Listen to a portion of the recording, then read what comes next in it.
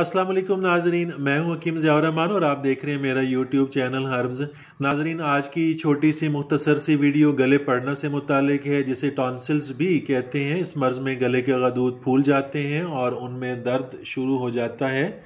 नाजरीन, ये मर्ज़ गंदी नालियों की मुतफ़न हवा के सूंघने, बारिश में भीगने या सर्दी लगने की वजह से होता है। बाज़ लोगों को वजह मुफासिल जोड़ों का दर्द होता है, उसकी वजह से, वजूद में उसके जहर की वजह से, नकरस की वजह से भी ये मर्ज़ हो जाता है। बार बार नज़ला लगने से और कभी ये वर्म बहुत ज़्यादा गर्म दूध या बहुत गर्म चाय पीने से भी ये मर्ज़ लाहक हो जाता है। बच्चों में बर्फ़ चबाने से, मछली की हड्डी या कांटा चुभ जाने से या फिर ख़राब बुर्श को दांतों पर मलने से भी ये आर्जा हो जाता है।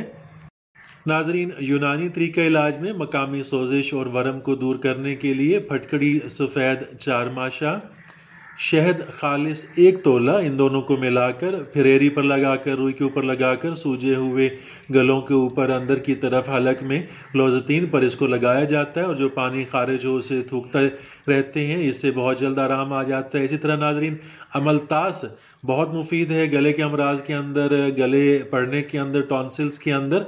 अमलतास के मगज़ की मिकदार जो है 2 तोला और दूध गाय ये 15 तोला, इन दोनों को आपस में मिलाकर जोश देकर इससे अगर गरगरे कराए जाएं तो ये बहुत मुफीद है, बहुत मौसर है। और नाज़रीन, अगर इसी नुस्खा को जोश देकर अगर पिलाया जाए तो मरीज़ों को तो 1-2 दस्त आकर पेट साफ़ हो जाते हैं। कब्ज़ कुशा भी बेहतरीन है ये नुस्खा।